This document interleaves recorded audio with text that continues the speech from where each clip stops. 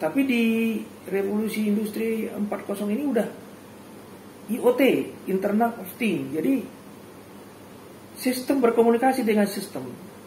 Nah, itu begitu canggihnya ya. Jadi sehingga K3 juga harus bisa mengantisipasinya, mengadopnya, sehingga informasi-informasi itu cepat didapatkan.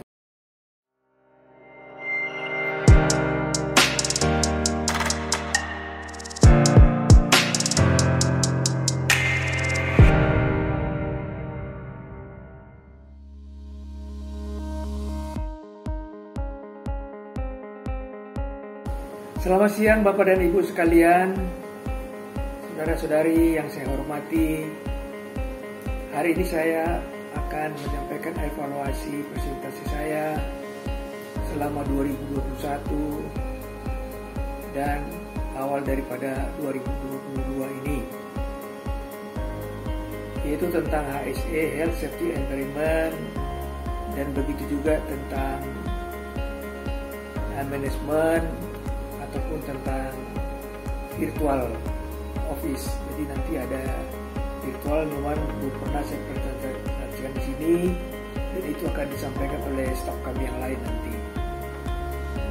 Yang pertama adalah environmental in workplace. Jadi saya coba menyampaikan bagaimana mengelola perusahaan di tempat kerja, tentang lingkungan tempat kerjanya, supaya lingkungan itu tidak menyebabkan kecelakaan kerja atau penyakit kerja.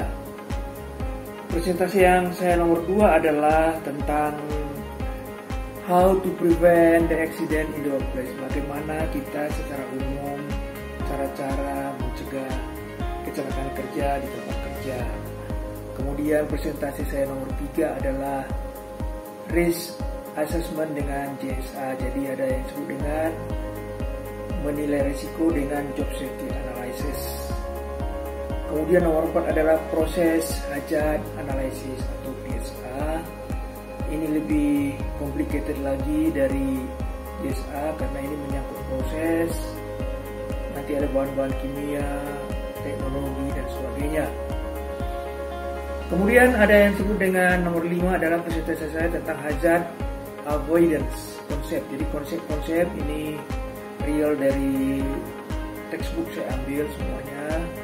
Bagaimana konsep-konsep pengendalian bahaya, ada yang disebut dengan psychological konsep, ada enforcement konsep, engineering konsep, dan keempat adalah analytical konsep. Kemudian presentasi saya nomor 6 adalah psychological and stress in the workplace. Jadi ada tentang psikologi dan stres di tempat kerja. Kemudian presentasi saya selanjutnya aja HAJOP Study Introduction. Jadi pengantar bagaimana melakukan HAJOP Study. Jadi ini berrelasi dengan PHA tadi ya, PHA itu jadi proses hazard analysis. Namun kalau di HAZOP itu salah satu langkah daripada hazard assessment. Jadi kalau nggak salah itu langkah kelima dari hazard assessment ya, bidang engineering. Kemudian tentang manajemen ada presentasi saya tentang TOWS analisis. Jadi TOWS itu analisis ancaman, opportunity kesempatan, peluang, kelemahan, dan kekuatan. Kemudian presentasi saya nomor 9 adalah tentang occupational diseases. Jadi penyakit akibat kerja, itu disebut dalam bahasa Indonesia. Jadi ini perkembangan daripada safety and health.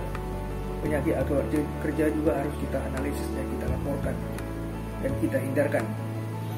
Kemudian ada namanya presentasi nomor 10 adalah to prevent falling from height. Jadi industri-industri yang tinggi, tower itu kan sering terjadi ya, jatuh dari ketinggian. Jadi itu ada yang disebut nanti passive falling protection, ada yang disebut dengan active falling protection. Jadi itu coba kita perhatikan nanti, ada contoh-contohnya semua.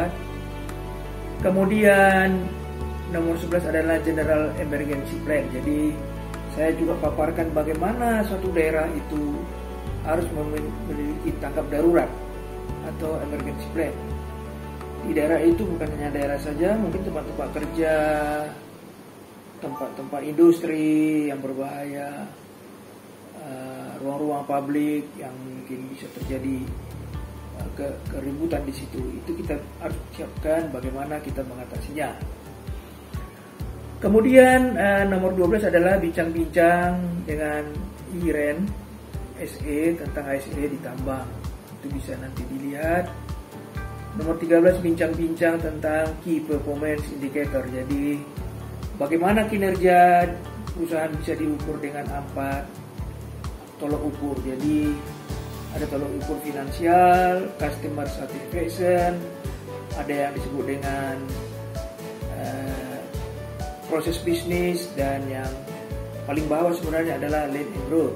Jadi sekarang itu udah populer ya. Kalau dulu kan kita kalau mau mendirikan perusahaan, untung ruginya langsung kita hitung ya. Tapi sekarang ini harus kita ukur step by step dari mulai bawah. Land and growth, belajar dan bertumbuh.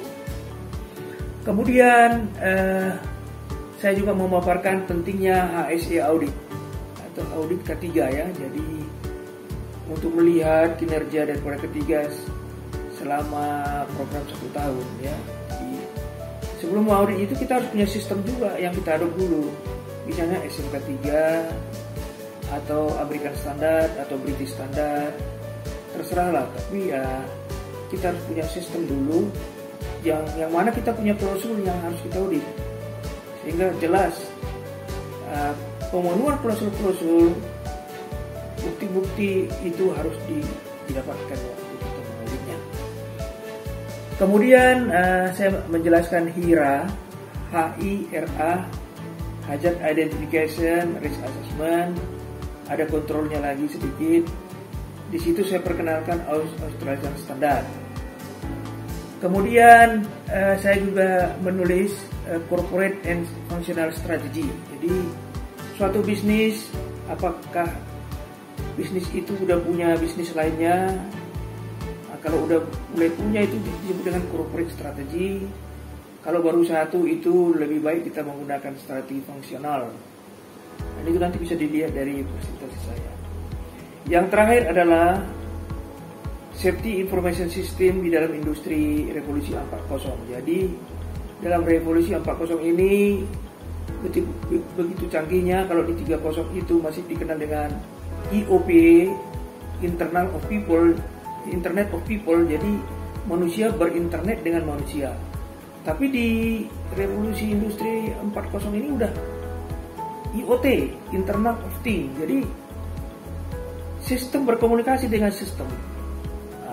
Itu begitu canggihnya ya, jadi sehingga K3 juga harus bisa mengantisipasinya, mengadopnya, sehingga informasi-informasi itu cepat didapatkan, dan tindakan-tindakan melakukan keputusan juga bisa dengan dilakukan. Bapak Ibu sekalian, ini bisa dibuka di dalam link yang kami buatkan, huruf besar bgm.net, atau boleh mengemail kami bastian@ppbgm.net atau ramseskue.pangaribuan@gmail.com atau di WA yang kami lampirkan di bawah. Demikianlah Bapak Ibu sekalian, mohon subscribe-nya. Atas perhatian Bapak Ibu sekalian saya ucapkan terima kasih. Selamat siang.